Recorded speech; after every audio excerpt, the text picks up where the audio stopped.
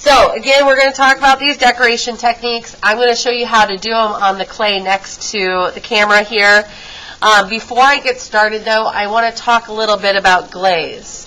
So we have two different types of glazes. I'm just going to write it on the bottom of the paper here. We have Underglaze and Glaze.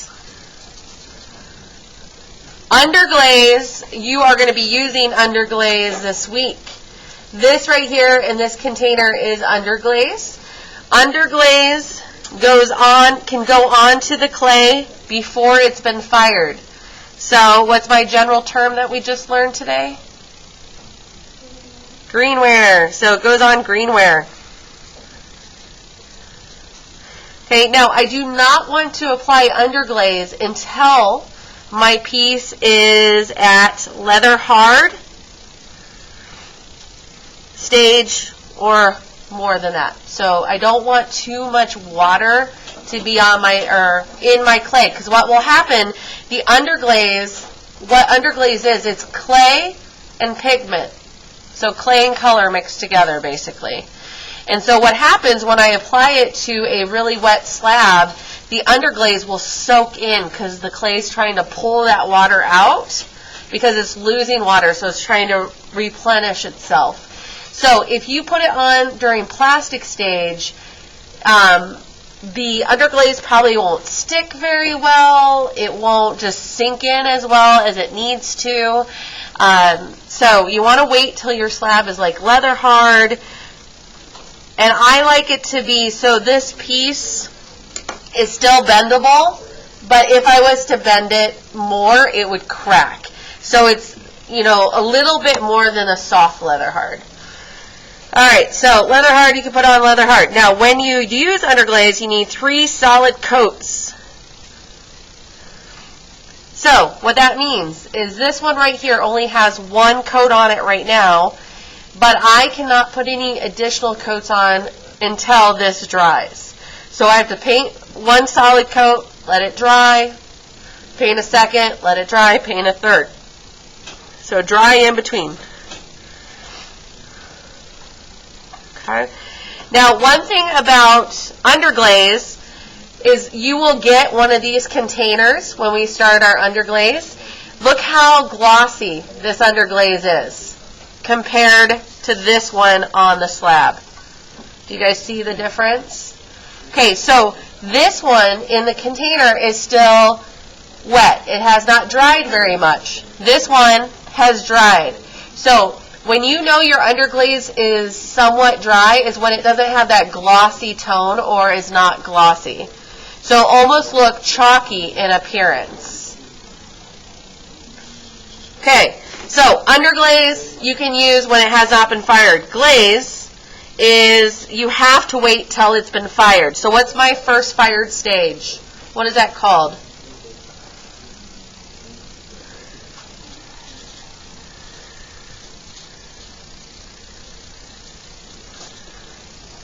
You guys read that? Bisqueware. There you go. That's my first fire stage. It looks like this when our clay is fired. See? Okay, this is Bisqueware. Now, as you guys can see, the clay is a different color. There is a ping sound when I click my finger against it. This one will be more of a thud. Okay, this we can put glaze on. All right, now glaze includes, so one thing I did not tell you on Underglaze, but glaze includes like a shiny finish. So I'm going to put shiny finish. So I'm going to put in quotations glass. So with glaze, the particles that are in glaze, it has the mineral that turns into glass. So when I fire it, think about it gets almost like liquidy glass, and it attaches to the outside of your piece. When you use Underglaze, since it's clay with pigment, then when it's fired, it does not come out shiny. It comes out this dull exterior that you see on the outside of this one. There's no shine to it. This one is not vitrified. And what that means is this one can break down over time because there's no glass coating covering the bisqueware. So this could break down and just take a very long time. All right, questions about underglaze and glaze? Okay, let's go ahead and talk about our decoration techniques. I'm going to demo it on the slab here. All right, so incising versus carving, that's our first one. So incising, I'm going to use a pin tool, which I'm holding in my hands here. Incising is, the word means to cut. Okay, think about, a surgeon, they're going to incise or open the wound up by incising it. All right, so with clay, you can do the same thing. So with incising, you're cutting the clay and making deeper cuts. Okay, with the difference between incising and carving is not that cutting feature. Okay, carving is where you remove clay. Now this tool that I'm holding in my hands is called a loop tool. So there's loops on either end. And you can see they're rounded and square. If this tool is not available, this is a really great tool to use. You guys see it? Here, let me put it down on the white paper. A paper clip. It works wonders. The reason why it works wonderful is that you can customize it or use it how it is if you like that. And I'm carving out of the clay. So I'm just removing a little bit at a time. And again, when you create your line pattern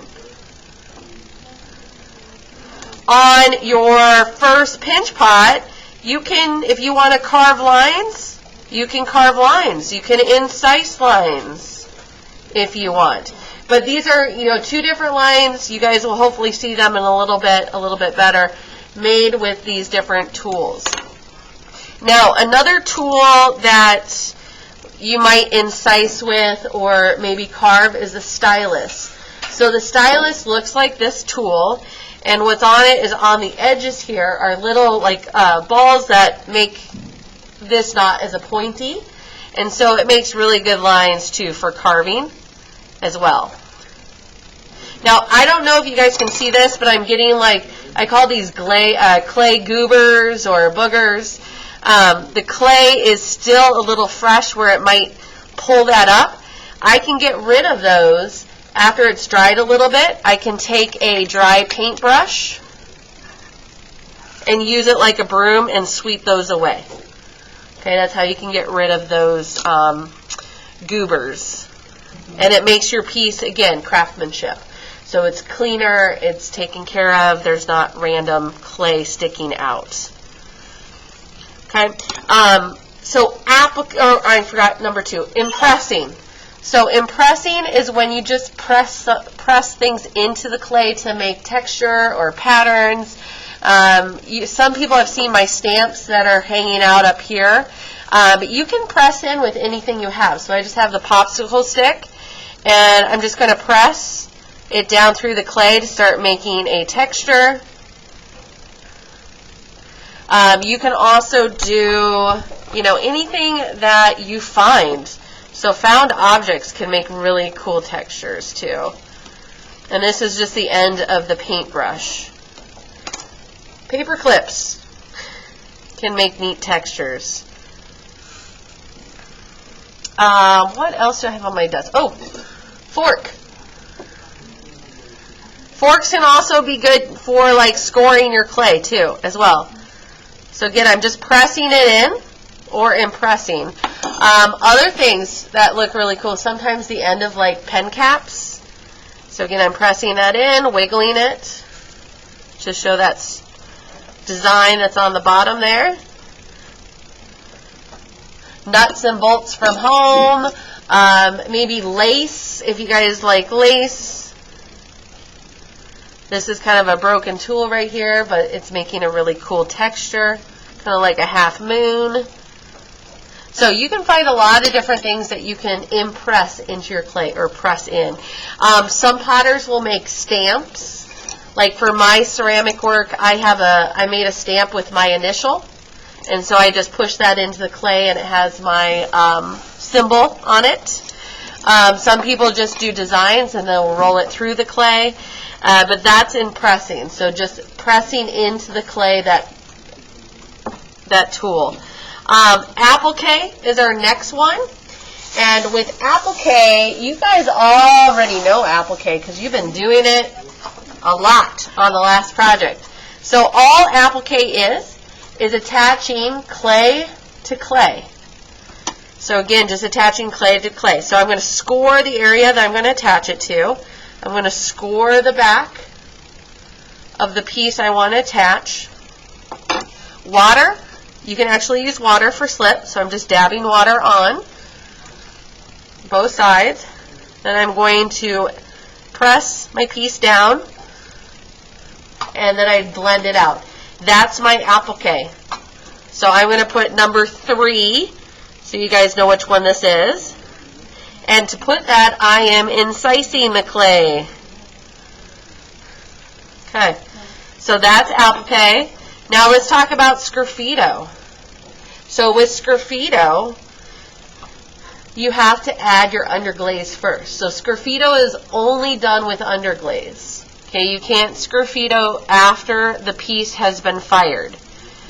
Okay, so I have now in a perfect world, this would be 3 coats of underglaze, but this is just 1. You can kind of still see the clay in between here. Okay, if I had 3, it would be solid or opaque. Alright, I'm going to take a tool. It can be any type of tool that you can carve with. So paper clip, loop tool, the one with the stylus tool, even your pencil will work great. And what I'm going to do over the underglaze, I'm going to go ahead and carve away or remove that underglaze.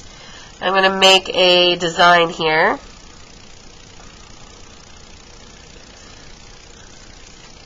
Again, a line design is what you're going to have to do on your piece. Let me do, and let's do 3 up here. Okay, so this is sgraffito, and the reason why it's sgraffito is the technique. You lay down your underglaze, then you carve away and expose the clay underneath.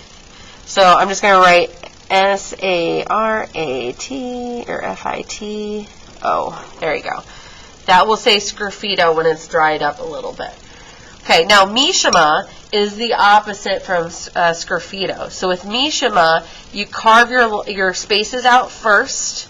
So I'm just going to carve a few lines.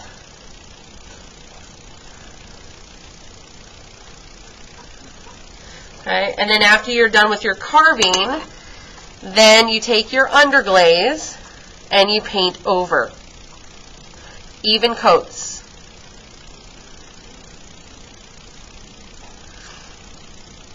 Okay, then you have to let it dry, paint it again, until you have your 3 coats. Then with mishima, what you do is you take a sponge, and you want to make sure it's damp, it's not dripping with water. Okay, and then you're going to wipe the underglaze away, so it just stays in the lines that you carved. So again, I'm just using my sponge, I'm dipping it in my water and squeezing it out right now. And then I'm going to come back, keep my sponge flat, and wipe it away. Now I'm keeping, if you notice, I turned my sponge over because I just used this side. Okay. Alright, and then I dip my sponge in my water. I have to do that as much as I need to kind of clean up that black haze around it, because if you don't, you'll see that black haze when it gets fired. So this is mishima.